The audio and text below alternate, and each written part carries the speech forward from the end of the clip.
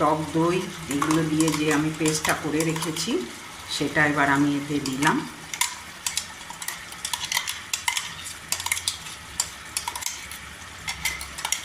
আর এটা হচ্ছে মধুময়ী পটল।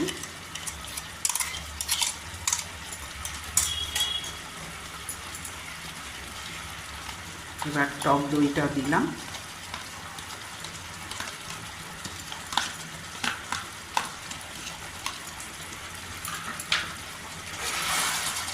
একটু মাখা মাখা হোক, তারপরে আমি আপনাদের দেখাচ্ছি। আমি এতে একটু গরম মশলা দিলাম, দিয়ে এটা একটু মাখা মাখা হোক, তারপরে দেখাচ্ছি মধুময়ী পটলটা কেমন হবে। দেখুন আমার এখানে মধুময়ী পটল হয়ে গেছে। আমি একটা পাত্রে নামিয়ে আপনাদের সামনে আমি ফিরে আসছি। আমার এখানে মধুময়ী পটল রেডি হয়ে গেছে।